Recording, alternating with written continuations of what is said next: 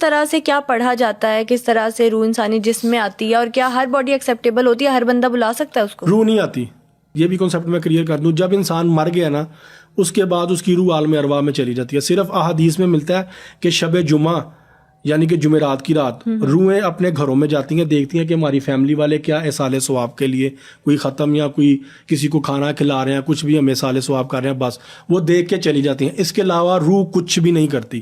یہ جو باقی انٹریکشن ہے نا یہ ہمذات کی ہوتی ہے.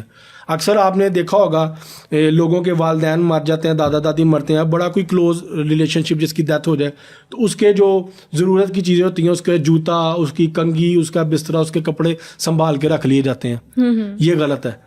اس کی وجہ سے کیا ہوتا ہے کہ گھروں میں پریشانیاں پیدا ہوتی ہیں. سب سے بڑی پریشانی کیا ہوتی ہے؟ رزق کی تنگی آتی ہے. اکثر آپ نے دیکھا ہوگا کسی گھر میں سے کوئی بزرگ کی ڈیتھ ہوئی ہے, اس کے بعد کاروباری بڑا ڈاؤن فال آتا ہے, معاشی حالات بڑے خراب ہوتے ہیں.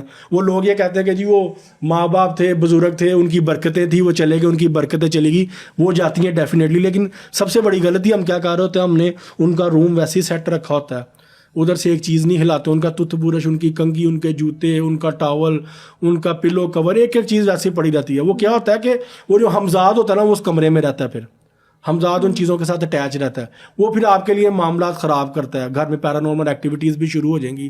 اکثر بچوں کو دادا جی نظر آئیں گے, مجھے دادا جی ادھر کھڑے نظر آئے, ٹھیک ہے, یا بچے خواب میں ڈرنا شروع ہو جائیں گے.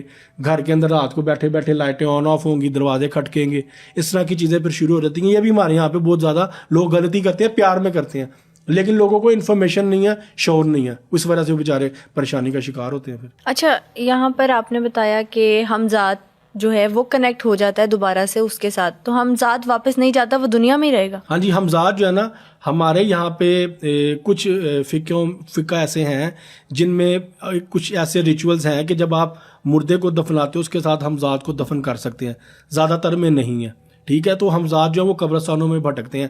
یہی وجہ ہے کالا جادو زیادہ تر قبرستانوں میں ہوتا ہے, کیونکہ قبرستانوں میں ہمذات ہوتے ہیں. ویسے بھی جنات وہاں پہ رہتے ہیں, یہ حدیث میں ہے کہ حدیث میں آتا ہے کہ کبھی بھی تم نے قبرستان جانا ہے تو دوپہر میں یا رات میں نہ جاؤ, وہ جنات کے سونے کا وقت ہوتا ہے. اور اگر جانا پڑ جائے مجبوراً تو لا حول ولا قوت الا باللہ العلی العظیم پڑھتے ہوئے گزرو. اس کے پڑھنے سے کیا ہوگا کہ وہ جنات سنیں گے اور اللہ کے حکم سے, اللہ کے کلام کی طاقت سے وہ تمہارے لیے رستہ چھوڑ دیں گے. ورنہ بے دھیانی میں کچھ لوگ ہوتے ہیں, کسی جن کے بچے کے اوپر سے گزر گئے ہیں, کسی جن کی بیوی کے اوپر سے, جن کے اوپر سے گزر گئے, وہ بعد میں پھر تنگ کرتے ہیں. میری فیملی میں ایک واقعہ ہوا تھا ایسے, میں آپ کو بتاتا چلوں. جیلم میں میری خالہ کی بیٹی ہے, وہ چھوٹی سی تھی, وہ اب تو ماشاءاللہ بڑی ہو گئی ہے. وہ شام کو نا اپنی ماما کے ساتھ جاتی تھی اپنے بھائیوں کو ٹیوشن سے لینے. تو وہ گزر کے جاتے تھے قبرستان کے اندر سے نا, وہ شارٹ کٹ پڑتا تھا. تو وہ نا ادھر سے قبرستان میں سے گزرتے ہوئے اس نے کسی بچے کی قبر پہ نا کوئی لالی پاپ کھاتے ہوئے نا کوئی لالی پاپ پھینک دیا تھا. وہاں سے نا اس کے ساتھ وہ جو جس کی قبر تھی نا اس کا ہمذات اٹیچ ہو گیا.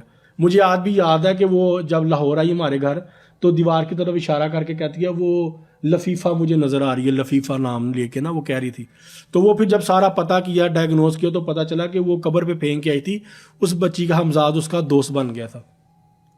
اوکے, اور پیچھا کیسے چھڑایا؟ پیچھا پھر وہ پھر ریچولز کرنے پڑتے ہیں نا, کہ اس اینٹٹی کو آپ حاضر کر کے اس سے بات کر کے کمیونیکیٹ کرتے ہیں کہ تمہارے ہمارے درمیان میں یہ ڈفرینس ہے, ہماری یہ دنیا تمہاری وہ دنیا, ہم دونوں کے بیچ میں ایک گیپ ہے, اس گیپ کو مینٹین رکھنا ہے. تو وہ پھر کمیونیکیٹ کی جاتی ہے, پھر وہ اینٹیٹیز چھوڑ دیتی ہیں جسم.